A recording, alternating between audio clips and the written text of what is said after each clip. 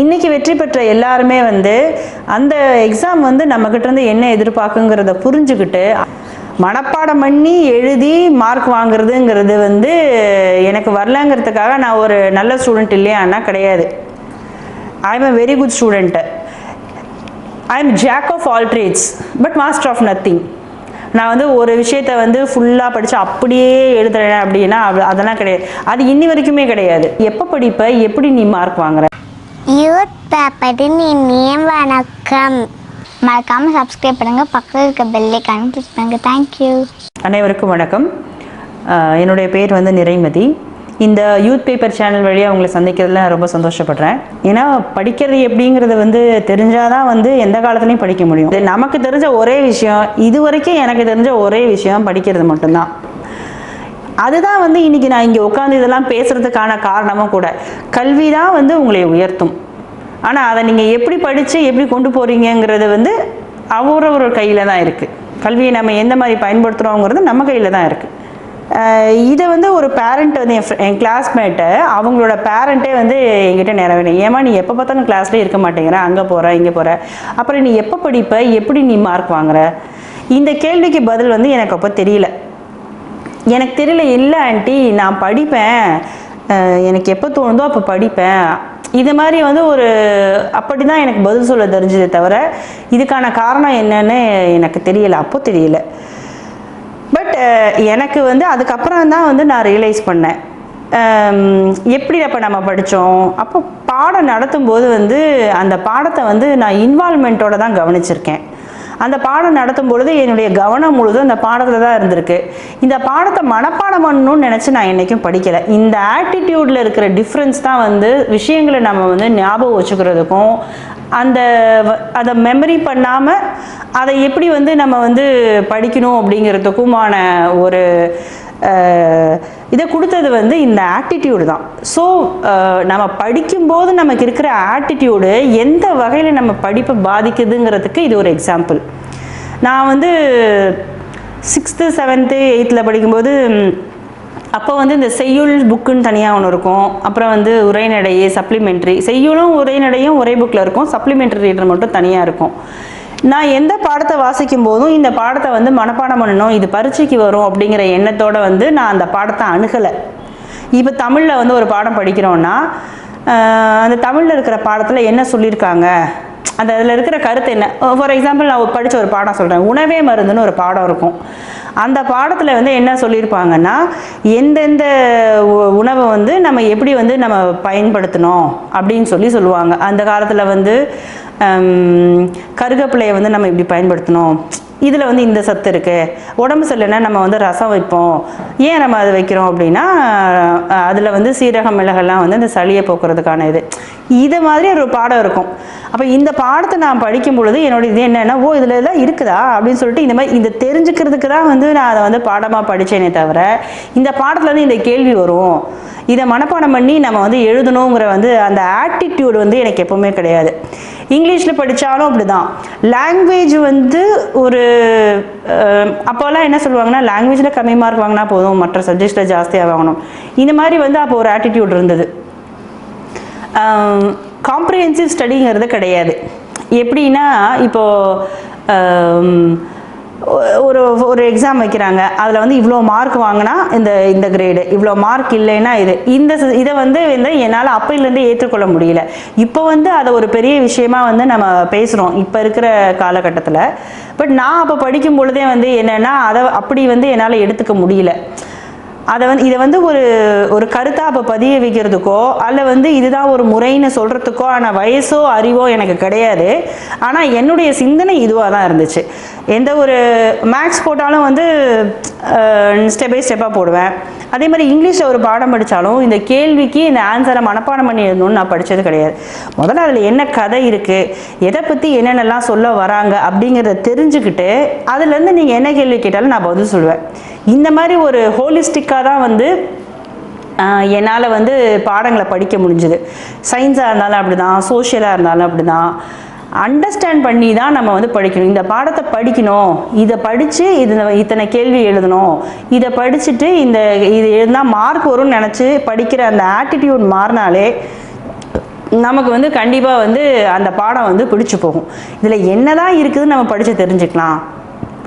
தெரிஞ்சதில் ஏதாவது கேட்டால் கேட்குற கேள்விக்கு நமக்கு எப்படி பதில் எழுத தெரியுமோ அதை எழுதி வைக்க வேண்டியதான். இதுதான் நான் ஃபாலோ பண்ணது. இதை வந்து ஒரு சிஸ்டமேட்டிக்காக யாரோ சொல்லி கொடுத்தாங்களா இல்லை நானே வந்து டிவைஸ் பண்ணேனா அதெல்லாம் கிடையாது. எனக்கு இவ்வளோ தான் தெரியும், அதை தான் நான் செஞ்சேன். ஆனால் அதுதான் சரிங்கிறது எனக்கு அப்போ தெரியல, ஆனால் இப்போ எனக்கு தெரியும் அப்படி பண்ணதான் சரி. அதுதான் வந்து ஒவ்வொரு கட்டத்துலையுமே I got refined at stage by stage. என்னதான் வந்து நம்ம அதர் ஆக்டிவிட்டீஸில் இன்வால்வ் ஆனால் கூட நம்ம படிக்கிற ஒரு விஷயத்த என்ன மனநிலையில் என்ன இதில் நம்ம அணுகிறோங்கிறது தான் நம்மளை வந்து அந்த விஷயத்தை பற்றின நம்மளை ஒரு மாஸ்டராக ஆக்குது அப்படிங்கிற விஷயத்த வந்து நான் இதன் மூலமாக தான் தெரிஞ்சுக்கிட்டேன். நான் மனப்பாடம் பண்ணி எழுதி மார்க் வாங்குறதுங்கிறது வந்து எனக்கு வரலங்கிறதுக்காக நான் ஒரு நல்ல ஸ்டூடெண்ட் இல்லையான்னா கிடையாது. I am a very good student. I am jack of all trades but master of nothing. நான் வந்து ஒரு விஷயத்த வந்து ஃபுல்லாக படித்து அப்படியே எழுதுறேன் அப்படின்னா அதெல்லாம் கிடையாது. அது இன்னி வரைக்குமே கிடையாது. ஏன்னா எனக்கு என்ன தெரியும்னா இந்த ஒரு விஷயத்தை எப்படி கையாளணும்னு தெரியும், இந்த விஷயத்துக்கு தேவையான தகவல்களை எங்கே தேடணும்னு தெரியும், இந்த விஷயத்தை முடிக்கணும்னா என்னென்ன செய்யணும்னு தெரியும். எனக்கு எல்லா விஷயமுமே தெரிஞ்சிருக்க வேணுங்கிற அவசியமே கிடையாது. எந்த விஷயத்தை தேவையோ அந்த விஷயத்தை தேடணும்னா என்ன செய்யணும், எங்கேருந்து நம்ம எடுக்க தரலாம், அந்த அடிப்படை தகவல்கள் வந்து எனக்கு தெரியும்.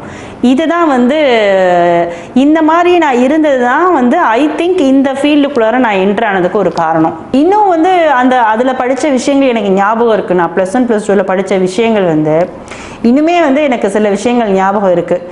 அதே மாதிரி நான் ஸ்கூலில் வந்து படித்த விஷயங்கள் கூட அப்போ படித்தது தான். அதுக்கப்புறமே நான் ஒன்றும் பெருசாக ரிவிஷன்லாம் நம்ம எங்கே பண்ணுறோம், அதை வந்து படிக்க சொன்னாலே நம்ம ரிவிஷன் பண்ண மாட்டோம்.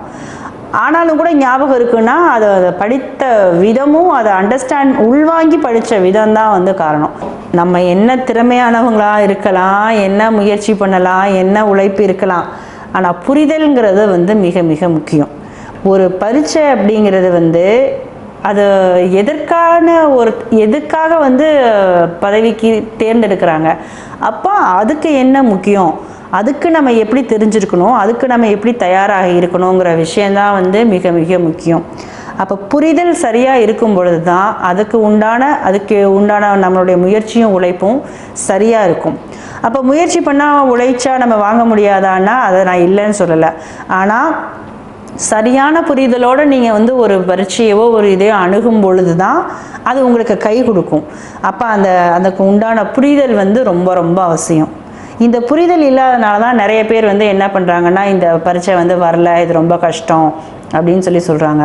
இன்றைக்கி வெற்றி பெற்ற எல்லாருமே வந்து அந்த எக்ஸாம் வந்து நம்மக்கிட்டேருந்து என்ன எதிர்பார்க்குங்கிறத புரிஞ்சுக்கிட்டு அதுக்கு தகுந்த மாதிரி படித்து வந்தவங்களாக தான் இருப்பாங்களே தவிர மற்றபடி வந்து அவங்க வந்து அந்த புரிதல் இல்லாமல் இருந்திருந்தால் கண்டிப்பாக வந்து அவங்களால வந்து இந்த நிலையை வந்து அடைஞ்சிருக்கிறதுக்கான வாய்ப்புகள் வந்து மிக குறைவு என்னை பொறுத்த வரைக்கும். இது ஒவ்வொருத்தருடைய கருத்துலையும் வந்து வேறுபாடு இருக்கலாம். பட் என்னை பொறுத்த வரையிலும் நம்மக்கிட்டேருந்து எதிர்பார்க்குறது எதுன்னு நம்ம தெரிஞ்சுக்கிட்டு அதை நம்ம கொடுத்தோன்னா தான் நமக்கு சக்ஸஸ் கிடைக்கும், நம்ம அதில் வந்து ஜெயிப்போம். அப்போ இந்த சிலபஸ் எப்படி ஃப்ரேம் பண்ணியிருக்காங்க, நான் வந்த புதுசில் வந்து யூபிஎஸ்சிக்கு சொல்லுவாங்க முதல்ல வந்து கொஷின் பேப்பரை வந்து படிங்க அப்படிம்பாங்க. ப்ரீவியஸ் இயர்ஸ் கொஷின் பேப்பர்ஸ் எல்லாம் படிங்க, அப்போ தான் வந்து உங்களுக்கு வந்து புரியும் அப்படிம்பாங்க.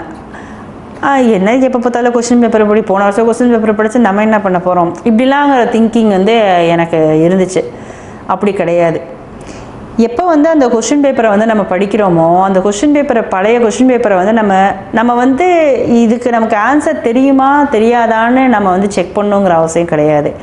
முதல்ல வந்து இதை படிக்க ஆரம்பிக்கணும்னு நினைக்கிறதுக்கு முன்னாடியே என்ன பண்ணணும்னா இதை வாசித்து பார்க்கணும். மைண்டுக்குள்ள ஒரு ஸ்ட்ரெஸ்ஸை ஏற்றிக்கிட்டோன்னா அந்த ஸ்ட்ரெஸ் வந்து எது தேவையோ அதை வந்து அடையிறதுக்கு விடாது. இதை எப்படியாவது பாஸ் பண்ணணும், இதை படிச்சிடணும், இதை நம்ம தெரிஞ்சுக்கணும், இதில் வந்து நம்ம ஞாபகம் வச்சுக்கணும், இந்த ஸ்ட்ரெஸ்ஸே நமக்கு இருக்கக்கூடாது. முதல்ல என்ன கொடுத்துருக்காங்க, என்ன தான் இருக்குது வாசித்து பார்க்கணும். இந்த வாசிப்பு வந்து ஓப்பன் மைண்டடாக இருக்கணும். இதை நம்ம தெரிஞ்சுக்கிறோம், இதை படிக்கிறோம், இது வரும், இதை ஞாபகம் வச்சுக்கணுங்கிற அந்த ஸ்ட்ரெஸ் எல்லாம் மண்டையில் ஏற்றிக்காமல் என்ன இருக்குது, என்ன கேள்வி கேட்டிருக்காங்க, அதுக்கு என்ன பதில், இந்த கேள்வி எப்படி கேட்டிருக்காங்க, இயல்பான வாசிப்பு முதல்ல உங்களுக்கு இருந்தால் தான் அந்த புரிதல் வந்து உங்களுக்கு வரும்.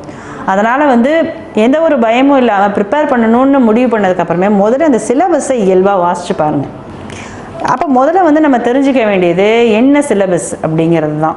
இந்த சிலபஸில் இருந்து எதை வந்து நம்மக்கிட்ட எக்ஸ்பெக்ட் பண்ணுறாங்க, இந்த சிலபஸில் நம்ம என்ன தெரிஞ்சுக்க வேண்டியது இருக்குது, இதனுடைய அப்ளிகேஷன் எங்கே இருக்குது, முதல்ல இதை வந்து நம்ம தெரிஞ்சுக்கணும், இதை வந்து வாசித்து பார்க்கணும், இதை அண்டர்ஸ்டாண்ட் பண்ணிக்கணும்.